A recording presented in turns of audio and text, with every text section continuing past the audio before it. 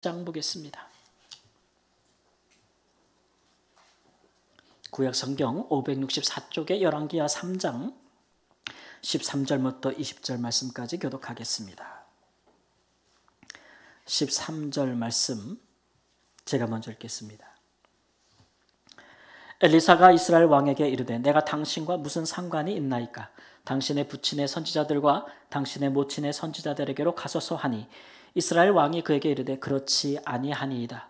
여호와께서 이 세 왕을 불러 모압의 손에 넘기려 하시나이다 하니라.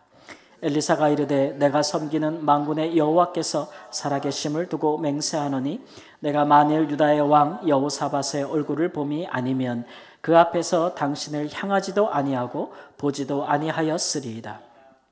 이제 내게로 검은고 탈 자를 불러오소서 하니라. 검은고 타는 자가 검은고를 탈 때 여호와의 손이 엘리사 위에 있더니 그가 이르되 이 골짜기에 개천을 많이 파라 하셨나이다. 여호와께서 이르시기를 너희가 바람도 보지 못하고 비도 보지 못하되 이 골짜기에 물이 가득하여 너희와 너희 가축과 짐승이 마시리라 하셨나이다. 이것은 여호와께서 보시기에 작은 일이라. 여호와께서 모압 사람도 당신의 손에 넘기시리니 당신들이 모든 견고한 성읍과 모든 아름다운 성읍을 치고 모든 좋은 나무를 베고 모든 샘을 메우고 돌로 모든 좋은 밭을 헐리이다 하더니 아침이 되어 소재에 들일 때에 물이 에돔 쪽에서부터 흘러와 그 땅에 가득하였더라. 아멘. 오늘 본문 말씀은 북이스라엘 왕 여호람이 모압과의 전쟁할 때 일어난 일입니다. 우리가 아시다시피 이 여호람은 아합의 아들이죠. 아합이 하나님 앞에 심판을 당해 죽고 나서 그 아들 아하시아가 왕이 되었으나 그도 병들었을 때 바알을 찾고 또 바알 숭배에서 벗어나지 아니하였기 때문에 하나님께서 그를 치셔서 그는 병상에서 죽었습니다. 2년 만에. 그래서 또 다른 후사 없이 죽었기 때문에 또 다른 아들 아합의 아들 여호람이 왕이 되었습니다. 그런데 하나님께서 선지자 엘리야를 통해서 말씀하신 바 이제 아합의 가문은 하나님께서 하나라도 남기지 아니하고 다 남자들은 다 죽이시겠다 그랬어요. 그 이후로는 그게 이제 4대 만에 끝나는 거니까 이게 마지막 왕이에요. 아합 자손의 오므리 왕조의 마지막 왕입니다. 그러니까 그가 전쟁할 때 하나님께서 은혜를 베푸시겠습니까? 이제 그를 도우실 리가 없잖아요. 그런데 오늘 본문 말씀에 보면 선지자 엘리사가 도움을 베푸는 것을 볼 수가 있습니다. 그렇죠? 그런데 가만 내용을 보니까 이스라엘 왕 여호람을 보고 엘리사가 도움을 베푸는 것이 아니에요. 누구를 보고 그러냐면 그와 함께 하고 있는 유다 왕 여호사밧의 낯을 보고 이 군사들을 이 전쟁에서 이들을 돕고 있습니다. 선지자가 돕는다는 것은 하나님께서 도와주고 계시다는 거죠. 도대체 이게 어떻게 된 내막인가를 한번 살펴보고 싶습니다. 아합이 죽고 아하시아가 죽고 북이스라엘의 지배를 받던 모압이 벗어났습니다. 배반해가지고. 그러니까 이스라엘 왕들이 연속해서 죽으니까 국력이 약화되지 않겠어요? 그래서 그동안 들이던 이렇게 곡물, 조공 그런 것에 대해서 이제 벗어나서 독립을 꽤 했죠. 그래서 여호람이 전쟁을 일으켜서 다시 모압에 침공하고 싶으나 이제 자기네 세력이 많이 약해졌으니까 그때 이제 동맹을 만듭니다. 그래서 오늘 본문 말씀 앞서 보면은 삼각 동맹이 이루어지는데 하나는 북이스라엘과 하나는 남유다 그리고 또 하나는 남유다의 속국이었던 이제 그 에돔 그렇게 삼각 동맹이 이루어지게 되는 거죠. 그래서 모압을 지금 징벌하러 이제 전쟁이 일어나게 된 것입니다. 그런데 가만히 보니 이 북이스라엘은 하나님이 아합 때부터 정말 멸망시키기로 작정한 나라인데 유다 왕 여호사밧은 유다의 몇 안 되는 아주 선한 왕이거든요. 그러니까 왜 이런 왕이 이들과 이렇게 동맹을 맺었는가 궁금해요. 여호사밧은 이 군사적으로도 아합의 그 가문과 대대로 아합 때부터 군사 동맹을 맺었을 뿐만 아니라 심지어는 결혼 동맹까지 맺었습니다. 그래서 아합의 아들과 자기의 딸을 결혼시키는 그런 일까지 했거든요. 그래서 군사 동맹, 결혼 동맹 이러면 이거는 혈맹이죠, 혈맹. 이렇게 강력한 동맹을 맺어요. 그래서 하나님께서 선지자 예후를 보내서 어찌하여 여호사밧 왕은 악인들을 도우며 여호와를 미워하는 자들을 사랑합니까? 라고 하나님 앞에 책망도 받습니다. 그럼에도 불구하고 여호사밧은 이 동맹을 굳건히 유지합니다. 아합이 죽고 아하시아가 죽고 여호람이 다시 왕이 되어서 이렇게 전쟁하는 동맹에 같이 들어가요. 이제 여호사밧이 그렇게 된 것은 여호사밧은 아주 훌륭한 왕이고 사실 이스라엘을 여호와의 신앙으로 돌아오도록 개혁했던 유다의 왕이고 심지어는 하나님의 율법에 따라서 이스라엘의 그 유다의 사법 제도를 다 공의롭게 개혁했던 사람이고 교육 제도도 다 개혁했던 여러분 뭐 그러지만 한 나라의 지도자가 교육을 개혁하고 뭐 이렇게 사법을 개혁하고 이러면 대단한 거 아니겠습니까? 심지어 이 경제도 굉장히 활성화를 시키는데 여호사밧이 이렇게 북이스라엘과 동맹, 군사, 결혼, 경제 동맹까지 맺은 것은 이스라엘이 남북으로 갈라진 이후에 얼마나 서로 싸웠어요. 여러분 우리나라도 지금 분단 몇 년이에요 벌써? 70년 넘었잖아요. 서로 갈라져서 서로 간에 대치하면서 겪는 그 많은 그 소모, 국력의 소모가 굉장하지 않습니까? 만일 우리에게 이런 것이 없었다면 우리나라가 아마 모르겠어요. 어떻게 됐을지. 그죠? 예.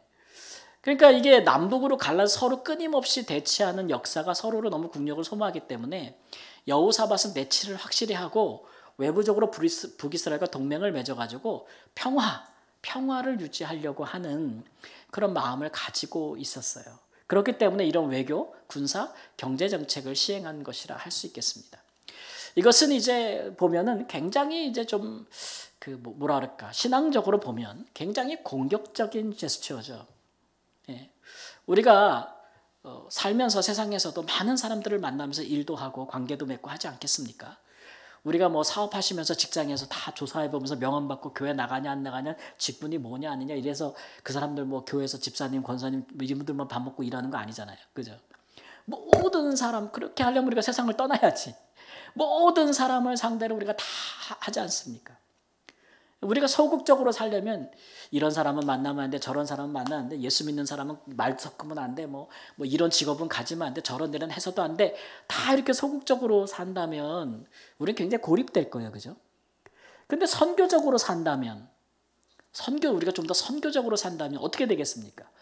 예수님처럼 우리가 되게 적극적으로 선교적으로 산다면 죄인들하고 가까이 합니까? 멀리 합니까? 예수님은 죄인과 세리들의 친구였잖아요. 그죠?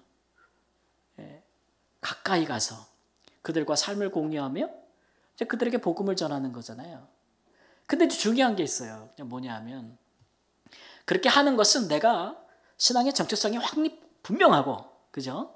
또 그렇게 하는 것이 나의 부르심이라는 성교적 사명이 분명해서 그런 세상에 나와서 살 때에 영향을 줘야 되겠어요? 영향을 받아야 되겠어요? 영향을 줘야지. 영향을 줘야죠. 그런 면에서는 정말 영향을 주겠다. 그리고 내가 신앙으로 그렇게 세상에 하나의 미랄처럼 내가 정말 역사하는 사람이 되겠다. 이게 내 선교사로서의 나의 정말 사명이다. 근데 우리 사실 교회가 다 이렇게 여기기를 바라는 마음으로 가고 있는 거예요. 우리 성도님 다 그렇게 되시기를 주님의 이름으로 축원합니다. 가고 있는 거예요. 그러면 그만한 싸움을 해야 되잖아요. 각오를 가지고 가야 된단 말이에요. 그러니까 우리 하나님 입장에서는 다 끊고 교회 집 왔다 갔다 하는 사람하고 세상에서 담대하게 복음을 전하면서 크리스찬의 영향력을 발휘하면서 살고자 하는 사람하고 누구에게 더 큰 도움이 필요하겠어요? 전자 후자. 이건 정말 맹렬한 영적인 싸움을 싸워가는 사람이기 때문에 그런 사람들에게 하나님의 훨씬 많은 도우심이 갈 거예요. 그건 분명합니다. 근데 그런 싸움을 싸우는 사람들은 조심해야 될 게 있죠. 그게 뭐냐면 내가 선한 영향을 주려다가 오히려 악한 영향을 받아서 내가 무너지고 내가 쓰러지고 내가 죄 가운데 헤매고 방황하고 그러면은 그렇게 하는 아무 의미가 없잖아요. 그죠? 그런 부분에 대해서 우리가 좀 생각을 해봐야 되는 거죠. 이런 시각으로 볼 때 여호사밧이 정말 선지자가 왜 악을 행하는 자들을 돕고 여호와를 미워하는 자들을 사랑합니까? 라는 비난을 감수하면서까지라도 그가 이런 동맹을 통해서 이루고자 했던 평화, 이루고자 했던 그 무엇이 있었다면 그것은 아마 선교적인 목적이라 둘 수 있을 겁니다. 그런 일들의 아주 매우 안타까운 모습이 오늘 보여요, 본문에. 그러니까 여호사밧을 봐서 선지자가 엘리사가 하나님이 지금 도와주는 거예요. 도와주는 거. 예. 사실 삼각동맹이고 이 전쟁의 주도권은 누가 일으킨 전쟁이에요? 주도권이 누구한테 있을 것 같아요? 북이스라엘이 모압을 징벌하는 거잖아요. 그죠? 그러니까 주도권이 누가 일으킨 전쟁이에요? 북이스라엘이 일으킨 전쟁이란 말이에요. 거기에 남유다와 이제 에돔을 같이 동맹을 맺은 건데, 근데 전쟁의 양상을 앞에 쭉 보면은요, 전쟁을 하자고 막 일으킨 사람은 북이스라엘 여호람인데, 근데 사실 전쟁에서 전략, 군수, 보급을 다 담당한 건 남유다 여호사밧 왕입니다. 왜냐하면 북이스라엘에서 요단강만 건너서 그냥 쭉 위로 올라가면 바로 모압이에요. 걸어서 빨리 걸으면 1박 2일도 안 걸려요, 사실. 뭐 군대로 갈 때는. 그러니까 거기에 모압이 대비를 했겠어요, 안 했겠어요? 했겠죠. 네, 거기는 고원지대로 올라가는 곳이니까.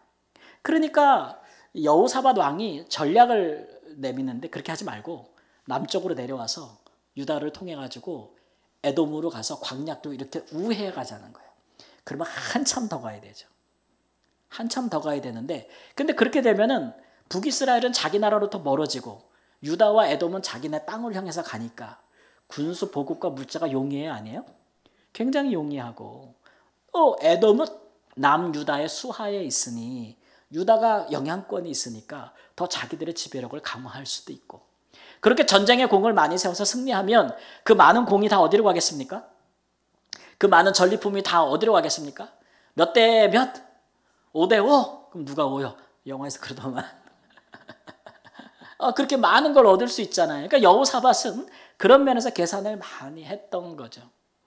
근데 여러분, 하나님의 사람들이 그런 계산만 하면 되겠습니까? 얼마나 나한테 이익일까? 정치적으로, 군사적으로, 경제적으로 우리나라에, 우리한테 얼마나 이익일까? 그것도 나라를 다스리는 사람으로서 중요한데, 근데 좀 더 거시적인 관점에서 하나님 나라 입장에서 보면 북이스라엘도 하나님의 백성들이잖아요. 그러니까 그들이 주께로 돌아오게 되고 나라가 다시 하나게 되는 일도 굉장히 중요하지 않습니까? 그런 시각에서 본다면 여호사밧은 이 여호람에게 강력한 선한 영향력을 끼칠 수 있는 자리에 있는 사람이에요. 근데 하나님이 이 전쟁을 기뻐하지 않았다는 것이 보여지는 것이, 에돔 광야길로 가면은 굉장히 유리하고 급습해서 이길 수 있는 전쟁인데 광야에서 7일을 허비하면서 물이 다 떨어집니다. 군사와 가축에 마실 물이 없어가지고 싸우기도 전에 광야에서 다 죽어버리는. 아니, 전쟁하는 사람들이 7일 동안 먹을 물을 준비를 안 했겠어요? 여러 가지 환경적인 제약이 따랐을 거예요. 오아시스도 없고 비도 내리지 않고 먼 우여곡절 끝에 하여튼 물이 다 없어서 다 죽어버리게 생겼어요. 그때의 여호사밧이 선지자를 찾아야 된다는 거죠. 근데 엘리사 선지자가 어디 있었냐면 그 전쟁 중에 가는 그 무리들과 함께 있었던 거예요. 오늘날 전쟁 나가면은 거기에 목사님들 따라가야 한가요? 가잖아요. 군종이라고 그래서 따라갑니다. 그러니까 엘리사가 따라간 거예요. 따라가. 그래서 그 중에서 엘리사 선지자가 있다는 걸 알아낸 거죠. 엘리사 선지자가 내가 여호사밧의 낯을 보아서 하나님께 기도한다고 이렇게 해서 기도하면서 내일쯤에 물이 저쪽 에돔 쪽에서 다 고원지대 흘러올 것이다. 그래서 물이 흘러서 가득 차지 않습니까? 그래서 그거를 먹고 마시는데 전쟁의 양상이 어떻게 변하냐 하면 그 물에, 원래 물이 없는 광야잖아요. 근데 물이 가득 찼어요. 그러니까 와디죠. 여러분 사막에서 갑자기 비가 오면은 물이 이렇게 없던 강도 생기고 막 그러지 않습니까? 근데 이제 아침에 이렇게 새벽에 해가 뜨는데 해가 뜨면은 그 색깔이 어때요? 불그스름하잖아요. 근데 이제 모압의 적군들이 멀리서 이렇게 봤더니 광야가 다 그냥 피로 물든 거야. 그래가지고 얘네들 삼각동맹 깨졌다. 지네끼리 싸웠다. 라고 생각해가지고 야 가서 전리품이나 주스러 오자고 막 왔다가 거기서 이제 뭐 사단이 난 거죠. 그래가지고 이제 모압이 지게 되는 겁니다. 전세가 불리해지는 거예요. 하나님이 정말 엄청나게 도와주시는 거죠. 도와주시는 거예요. 그런데 끝이 좋지 못했어요. 끝이. 왜냐하면 이 전쟁의 양상을 어떻게 끝나가냐 하면은 너무 전투가 너무 잔혹하고 너무 극렬해. 아무리 그 모압이 배반했다고 해도 그 이스라엘이 전쟁할 때는 숨 쉴 구멍은 열어놔 줘야 되는 거 아니에요? 너무 궁지로 몰아서 다 죽이려고 해버리면 모두 밟으면 꿈틀한다고. 그렇죠? 그래서 이미 모압의 모든 마을과 촌락과 도시들을 다 점령을 했어요. 그런데도 전쟁을 그치지 않고 모압의 수도까지 완전히 다 포위를 하게 된 거예요. 그리고 모압 왕이 어떻게든 탈출해 보려고 700명의 군사를 가지고 탈출해 보려고 하는데 그것도 다 막아버리고 싹 죽여버리겠다는 거예요. 아주 잔혹한 전쟁의 양상을 띠게 되니까 나중에 모압 왕이 어떤 일을 했냐면 다 사람들이 보는 성벽 맨 앞에서 자기 왕위를 계승할 아들을 불태워서 번제로 드려버립니다. 이게 이제 모압의 신 그모스에게 그들이 행하는 최대의 헌신이에요. 자기 자녀를 불살라드리는 거. 예. 그렇게까지 전쟁의 양상이 아주 참혹하게 변질되는 거예요. 예. 그걸 보고 하나님이 뭐 하셨다고 그러냐면 굉장히 경노하셨다고요. 이게 무엇에 대해서 경노하신 걸까요? 모압이 왕이 자기 아들을 불태워 죽인 거? 거기에 대해서 경노하셨다는 걸까요? 그거는 걔네들이 하는 일이에요. 걔네들이 하는 일. 그럼 뭐에 대해서 경노하신 거예요? 누구에게 경노하신 거예요? 이스라엘의 연합 군대에게 하나님께서 경노하시는 거예요. 하나님이 도와주실 때는 이렇게 잔혹하고 비정하고 참혹한 전쟁을 하라고 하나님이 도와주신 게 아니란 말이에요. 그래서 27절 말씀에 보면 하나님께서 경노함이 임하며 이스라엘이 각기 도로 다 흩어져 돌아갔다고 이렇게 나와 있어요. 예. 이 말씀에 대한 해석을 이렇게 하는 것이 훨씬 더 성경적으로 올바른 해석일 것 같아요. 예. 그러니까 하나님이 여호사밧을 통하여 그들을 도울 때는 물론 그들의 생명을 위기에서 건져주시고, 예. 하나님께서 여호사밧을 통해서 그들 가운데 뭔가 좀 기대하시고 선한 것들이 있어서 하나님이 도와주셨겠죠.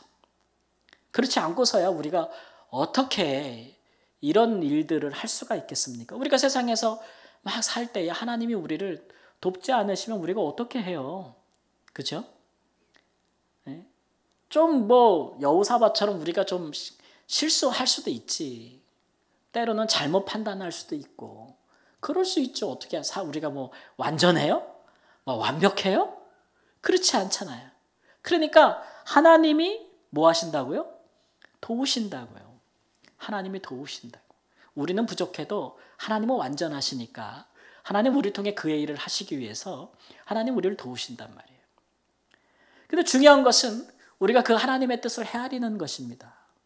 헤아리는 것. 하나님이 우리를 도우신다고 내가 100% 잘하고 있다는 건 아니에요, 여러분. 항상 그래요.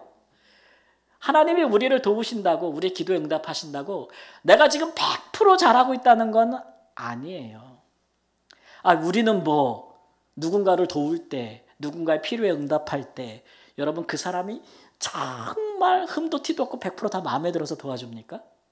아마 여러분 도와주는 이유도 1000가지 만가질 거예요. 그래요, 안 그래요? 네. 우리는 우리가 사랑하는 사람만 도와주나요? 미워하는 사람은 안 도와줍니까? 도와줄 때 있어요, 없어요? 난 있던데. 여러분도 있을 거 아니에요. 잘해서만 상 줍니까? 못해도 상이 필요할 때가 있지 않아요? 그렇지 않아요?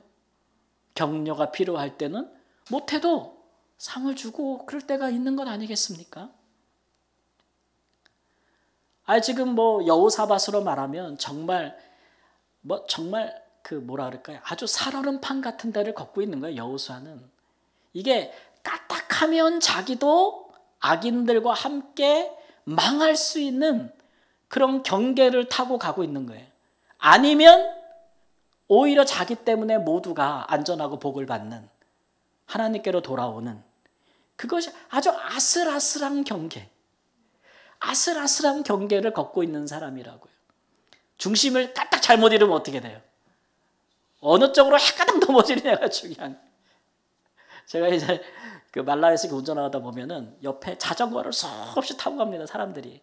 근데 도로에 갓길이 없어요. 그리고 도로 끝이 다 흙이라서 다 이렇게 파졌어요. 이렇게 파졌어. 그러면 차가 이렇게 지나가면 자전거가 비켜날 거 아닙니까? 근데 거기에 도로가 다 파이고 갓길이 없고 그다음 또 이렇게 낭떠러지예요. 그러면 그 자전거가 가다가 도로가 아스팔트가 막 파이고 막 이러니까 헷가닥 넘어간다고. 헷가닥 넘어가는데 어디로 넘어가야 살겠어요? 차 쪽으로 넘어오면 차에 치이고 저쪽으로 넘어가면 어떻게 돼요? 낭떠러지로 떨어져 몇 미터를 굴러 떨어져야 되는 거예요. 예, 아주 위험한 그래서 운전할 때 아주 집중을 해야 되거든요. 자전거가 제일 무서워요. 그래서 그런 게 있거든요. 여러분 그런 거예요. 경계를 탄다는 건 그런 거잖아요. 우리가 조금 더 하나님의 뜻대로 용맹하게 살고 싶은 사람들은 예수님처럼 경계를 다니면서 일하는 사람들이에요. 그러니까 그만큼 영적으로 깨어 있어야 되고 그만큼 담대해야 되고 그만큼 분별력이 있어야 되는 거예요. 그런 사람에게는 하나님의 도우심도 더 강력해요. 또 빠르고 그렇잖아요. 위급한 일이 많으니까 빠르고 막 그렇단 말이에요. 그러니까 우리 성도님들 중에서 나는 진짜 하나님을 경험하고 싶어. 하나님 내 삶에 막 들어와서 막 역사하시고 막 하나님의 손이 막 함께 해주셨으면 좋겠어. 막 그러려면 어떻게 살면 되는지 아시겠죠? 어떻게 살면 되는지 아시겠죠? 그냥 선교사처럼 살면 돼. 선교사처럼. 네. 참 내가 진짜 이 사업하는 건 나의 선교사야. 내가 진짜 하나님을 위해서 주의 나라 이루기 위해서 사는 거야. 내 거 하나도 다 주님의 거야. 막 이러면서 정말 선교적으로 막 그냥 전쟁하듯이 살면 하나님의 역사도 전쟁하듯이 일어나는 거예요. 그럴 때 우리 안에 참 많은 분별력이 필요해요. 그죠? 네, 넘어가지 말아야 돼요. 넘어가지 마. 근데 여호사밧이 그런 부분에 좀 지혜롭지 못하고 분별력이 없었던 것 같아요. 그래서 저는 뭐 군사 경제 동맹까지는 이해를 해. 제가 그냥 성경을 보면서. 근데 결혼 동맹은 너무 심했어요. 나중에 어떻게 되냐 하면은 아합의 딸이 이 여호사밧의 아들하고 결혼하거든요. 근데 그 딸의 이름이 아달랴예요. 들어보셨죠? 그 엄마 이세벨 못지않는 악녀예요. 그래가지고 나중에 여호사밧이 죽은 후에 남유다를 바알 숭배로 이렇게 오염시켜가는 주범이기도 하고 나중에 자기 아들, 손자들까지 싹 죽여버립니다. 자기가 왕이 되려고, 여왕이 되려고. 그래서 유다가 북이스라엘에 종속되게 하려고 다윗의 씨를 싹 말려버려요. 핏줄들 다 죽여버려. 근데 거기서 손자 하나가 제사장의 도움으로 살아남아서 다윗의 명맥을 이어가게 되는 아주 아슬아슬한 위기의 상황을 맞이하게 되는. 근데 그 씨앗을 누가 뿌린 거예요? 여호사밧이 뿌린 거예요. 여호사밧이.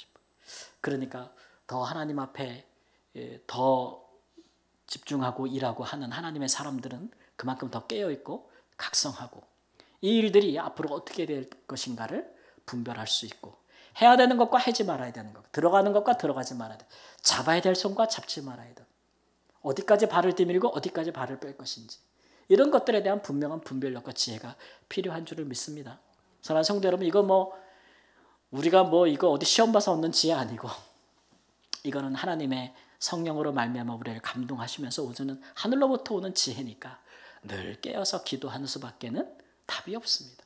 우리가 늘 깨어 있으면 깨어서 기도하면 뭔가 아니다 싶은 것이 올 때 왠지는 모르지만 느낌과 이게 오잖아요. 그죠? 와요. 이건 아니다. 이거 온다고. 이거 하면 안 된다. 여기까지는 아닌 것 같다. 그런 게 온다고요.